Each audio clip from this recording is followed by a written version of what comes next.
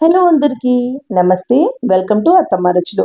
ఈ రోజుటి వీడియోలో అయితే 6 నెలలు నిల్వ ఉండే జీడి ఆవకాయ నిల్వ పచ్చడి పక్కా కొలతలతో చూపించబోతున్నాను.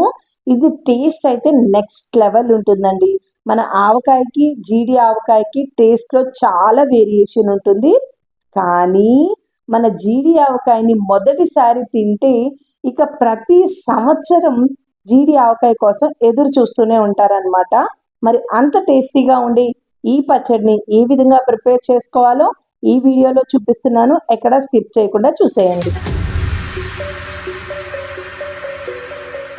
జీడి మామిడికాయ నిల్వ పచ్చడి కోసం నేను ఇక్కడ 6 మామిడికాయలు తీసుకున్నాను. ఇవి కూడా టెంకె ముద్రకోకుండా ఉంటుందండి, లోపల జీడి ఉంటుంది. సో ఆ జీడి తీసేసి ఇలా మనం కత్తితోనే ఇంట్లోనే ముక్కలు కట్ చేసేసుకోవచ్చు. ఇలా కట్ చేసుకొని తుడిచి ఒక అరగంట పాటు ఆరపెట్టుకున్నాను. వీటితో మనం పచ్చడి పెట్టుకోబోతున్నామండి. ఏదైనా సరే గిన్నె కానీ గ్లాస్ కానీ కప్పు కానీ పైనుంచి కింద వరకు హెచ్చు తగ్గులు లేకుండా ఈక్వల్గా ఉన్న సైజులో తీసుకోవాల్సి ఉంటుంది. అలా అయితేనే పర్ఫెక్ట్గా వస్తుందండి కొలతలన్నీ. నేనైతే ఈ బాక్స్ తీసుకున్నాను. ఈ బాక్సు కింద వెడల్పు కానీ పొడవు కానీ అంతా సమానంగా ఉందన్నమాట. అందుకని అలా తీసుకుంటే 5 బాక్సుల ముక్కలైనాయి. ఈ 5 బాక్సుల ముక్కలకు కాను నేను 3/4 బాక్సు అంటే ఒక బాక్స్ నిండుగా కాకుండా కొంచెం పావు వంతు తగ్గించేసి కల్లుప్పు తీసుకున్నాను. ఈ కల్లుప్పు కూడా నేను ఎండలో పెట్టుకొని ఇట్లా మిక్సీ ఆడేసుకున్నాను. ఆ ఉప్పు తీసేసుకొని ఈ మామిడికాయల ముక్కల మీద వేసేసుకుంటున్నాను. ఎప్పుడైనా సరే మనకి ఈ కొలతలు అనేవి పర్ఫెక్ట్గా రావాలి, పర్ఫెక్ట్గా టేస్టీగా పచ్చడి ఉండాలి అనుకుంటే ముఖ్యంగా వేసే కొలతలు కూడా జాగ్రత్తగా వేసుకోవాలి. 1 స్పూన్ వరకు పసుపు వేసుకుంటున్నాను. అలానే ఏ బాక్స్తో అయితే మనం ముక్కలు కొలుసుకున్నామో అదే బాక్స్తో చివరి వరకు నేను కొలతలు మెయింటైన్ చేసుకుంటున్నాను. చూడండి, 1 కప్పు నేను కారం వేసుకుంటున్నాను. ఇందాక 3/4 కప్పు మాత్రమే వేసాను ఉప్పు. కారం అయితే నేను 1 కప్పు వేసుకుంటున్నాను.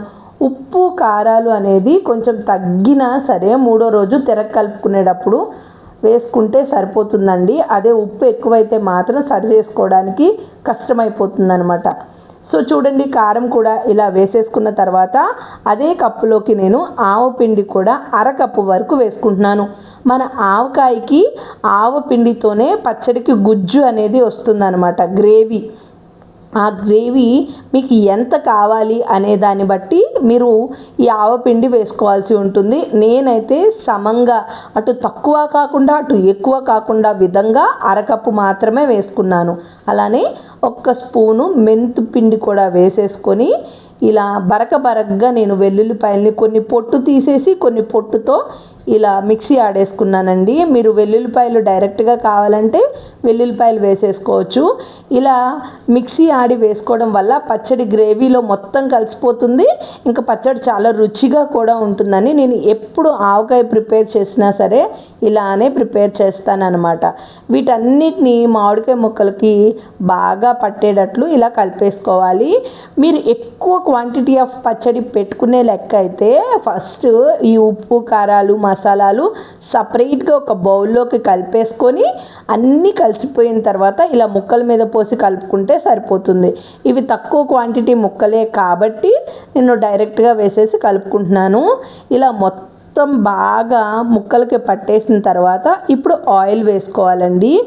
ఆయిల్ కోసం ఇప్పటి వరకు ఏ కప్పుతో అయితే మనం మెజర్మెంట్స్ తీసుకున్నామో అదే కప్పుతో 1 కప్పు పచ్చి వేరుశనగ నూనె వేసుకుంటున్నాను. మన ఆవకాయకి వేరుశనగ నూనె కానీ నువ్వుల నూనె కానీ అయితేనే బాగుంటుంది. అదే నువ్వుపప్పు నూనె, పప్పు నూనె ఇవన్నీ ఒకటేనండి, వాటితో అయితేనే రుచిగా ఉంటుంది. ఇక పామాయిల్తో కానీ సన్ఫ్లవర్ ఆయిల్తో కానీ పచ్చళ్ళు పెడితే అంత రుచిగా ఏమీ అనిపించవన్నమాట. ఇంకా మనం ఈ ఆవకాయ పచ్చడికి వాడే ప్రతి ఒక్క ఇంగ్రీడియంట్స్ పచ్చియే వాడతాము. ఎక్కడ వేయించడానికి కానీ స్టవ్తో కానీ ఏం పని ఉండదండి. అందుకనే చాలా ఈజీగా అయిపోతుంది. కానీ మెజర్మెంట్స్ అన్నీ పర్ఫెక్ట్గా చూసుకుంటే ఇక తిరుగుండదండి పచ్చళ్ళు పెట్టుకోవడంలో. చూడండి, ఈ ముక్కలకి ఆయిల్ కూడా ఇలా బాగా కలిపేసుకోవాలి.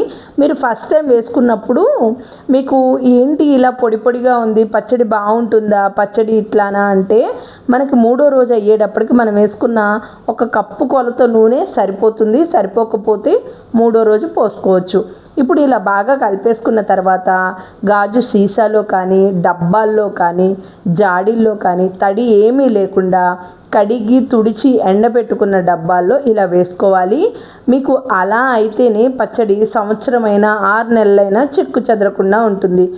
ఇలా పచ్చడిని ఒక డబ్బాలోకి మొత్తానికి తీసేసుకొని ఇప్పుడు బాగా ప్రెస్ చేసుకోవాలండి. ఇలా ప్రెస్ చేసేసుకుని ఇక మనం మూత పెట్టుకొని 3వ రోజు కలుపుకోవాల్సి ఉంటుంది. పచ్చడి ఎప్పుడైనా సరే మంచిగా సంవత్సరం వరకు చెక్కు చెదరకుండా ఉండాలి అనుకుంటే ఏ చెయ్యి పడితే ఆ చెయ్యి తగలకూడదండి. అంటే అంటు ముట్టు చేతులు తగలకోకుండా దూరంగా పెట్టుకోవాల్సి ఉంటుంది. అప్పుడే పచ్చడి రంగు రుచి బూజు రావడం అవి ఏమీ ఉండకుండా టేస్టీగా ఉంటుందన్నమాట.